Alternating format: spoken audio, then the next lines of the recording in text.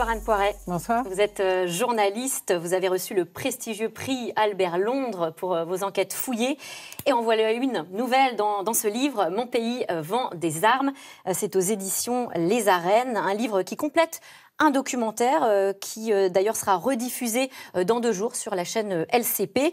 Vous nous révélez les coulisses de l'industrie de l'armement en France, les rendez-vous secrets, l'omerta qui règne sur le sujet. Et vous parlez carrément, Anne Poiret, d'angle mort de notre démocratie.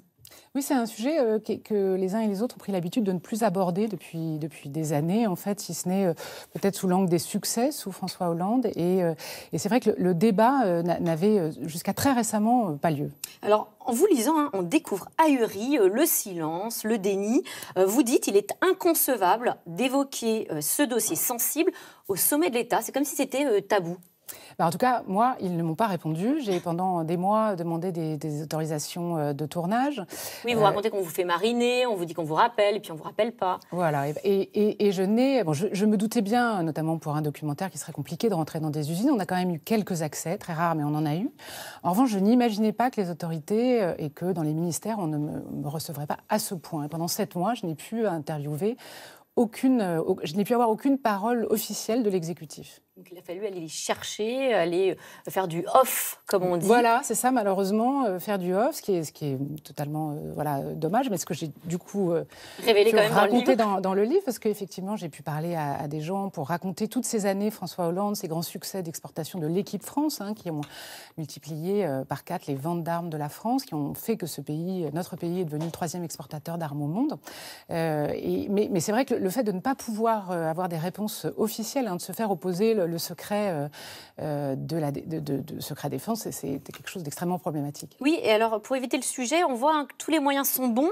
Vous racontez même que les mots sont soigneusement choisis, on évite, on contourne le sujet de l'arme pour surtout éviter de parler, de prononcer des mots qui ne devraient pas être prononcés. Oui, il y a une espèce de novlangue.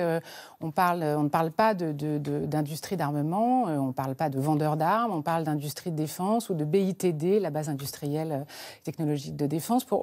Souvent, alors il y a des gens qui assument, mais il y a beaucoup de gens aussi qui biaisent avec des communicants qui inventent des concepts. Par exemple, chez Arcus, Renault Trucks Défense anciennement, qui font donc des véhicules blindés, qui équipent largement l'armée française et les armées, notamment égyptiennes.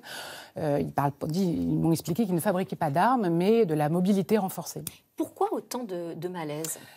Eh bien, parce que c'est une industrie qui a du mal à s'expliquer, qui est couverte par le confidentiel défense pour la plupart des décisions prises par l'État, et qui, notamment depuis quelques années, est devenue problématique dans la mesure où on a signé certains traités, il y a des engagements que la France a pris, et quand nos clients sont pour les premiers en termes de livraison, l'Égypte et l'Arabie Saoudite, il y a des questions très pointues qui se posent en fait, et auxquelles visiblement on ne souhaite pas répondre. Alors justement, vous parlez de l'Arabie Saoudite, c'est intéressant parce que c'est un tournant, c'est ce que vous montrez dans votre livre. Il y a l'assassinat du journaliste saoudien Jamal Khashoggi, vous revenez sur la vente d'armes à l'Arabie Saoudite, et vous n'y allez pas par 4 chemins puisque vous dites bien qu'on nous ment. Eh bien, oui. Et au plus haut sommet de l'État. Voilà, c'est très surprenant. 10 jours après l'assassinat de Jamal Khashoggi, interviewé par des journalistes d'RFI et de France 24, le président de la République a expliqué, a coupé le journaliste en disant « Je vous arrête tout de suite, ça n'a rien à voir. L'Arabie Saoudite n'est pas un client important de la France en quelque domaine que ce soit. » Et évidemment, c'est très problématique parce qu'il y a... Est-ce que c'est faux ? Et puis, c'est pas très compliqué à vérifier, en fait. Et on le voit, oui. Voilà, il y a une chose qui est publique, et qui est faite pour les députés au départ, mais que tout le monde peut consulter sur le site du ministère des Armées. C'est un rapport au Parlement qui donne un certain nombre de chiffres. Et qui montre que l'Arabie Saoudite est le 2e client de la France en termes de livraison, et c'est même le premier en termes de licence. C'est-à-dire que c'est le premier où les industriels sont autorisés à prospecter. C'est pas pour ça que les ventes se font, mais l'État l'autorise. Et alors, le président de la République n'est pas le seul à s'arranger avec la réalité. Je vous propose qu'on écoute Florence Parly, la ministre des Armées. Elle est interviewée sur France Inter. Elle revient sur les armes françaises utilisées au Yémen et elle est un peu embarrassée. Écoutez. L'utilisation des armes, une fois livrées, est normalement encadrée. Mais les conflits peuvent évoluer. Qui pouvait imaginer la survenance de ce conflit au Yémen?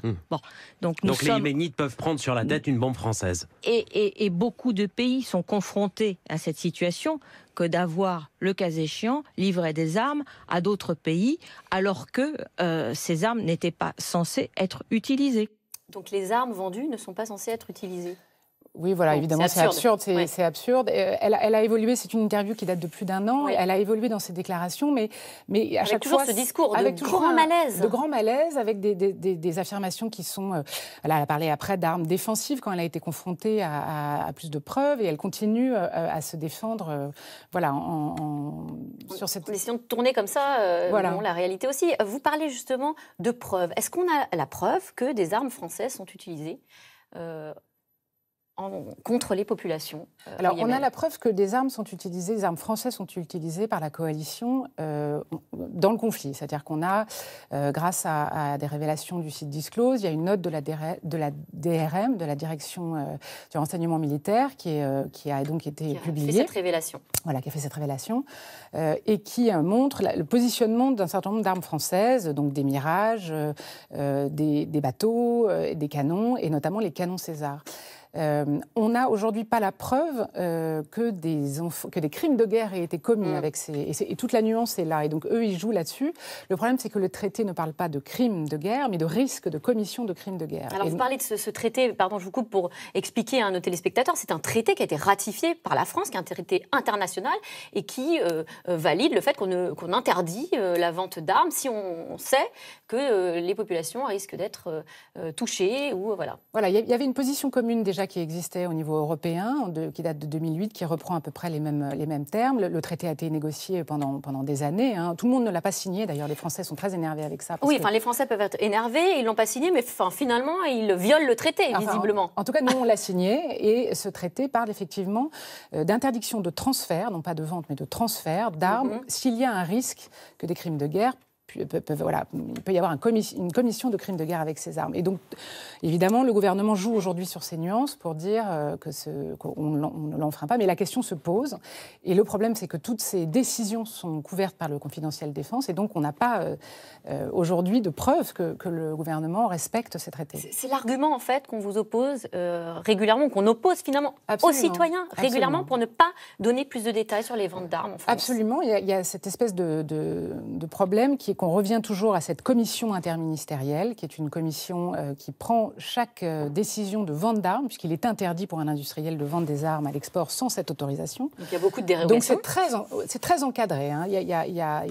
L'État, évidemment, ne fait pas n'importe quoi. Mais dans le secret. Mais ces décisions de cette commission sont couvertes par le confidentiel défense. C'est-à-dire la façon dont ils discutent, et parfois, me raconte-t-on, c'est très sportif, les discussions, les ministères ne sont absolument pas d'accord, mais ces discussions-là sont couvertes. Donc on ne peut pas savoir comment la France a pris ces décisions et ce qu'elle a pris comme décision. Alors quoi, il faut plus de transparence, parce qu'en même temps, on peut comprendre ce qu'ils disent, mais oui, mais c'est secret défense, c'est très délicat comme sujet. Oui, il faut certainement beaucoup plus de transparence. Il y a des choses que pourraient faire les députés beaucoup plus. Ce qui est terrible, c'est qu'ils ont intégré que la Ve République fonctionnait de telle sorte que c'était l'Élysée qui prenait les décisions de vente d'armes et qu'eux n'avaient rien à dire.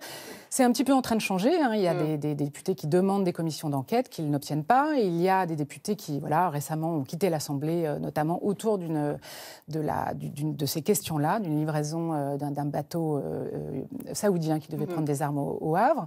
Donc il y a un embryon de débat. Et en même temps, il y a l'arbitrage économique qui fait que, de toute façon, une partie de la population française vit aussi grâce à cette vente d'armes. Oui, bien sûr, c'est une réalité, c'est un sujet très complexe, il ne s'agit pas de le simplifier, mais ce qu'il faudrait, c'est vraiment un débat. Eh bien, merci. Il est lancé, ce débat. Merci Anne Poiré.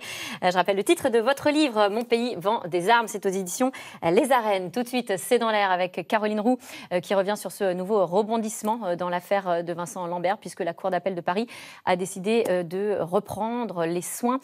C'est dans l'air est intitulé ce soir, Affaire Lambert. Pourquoi la France se déchire? Bonne émission, c'est tout de suite.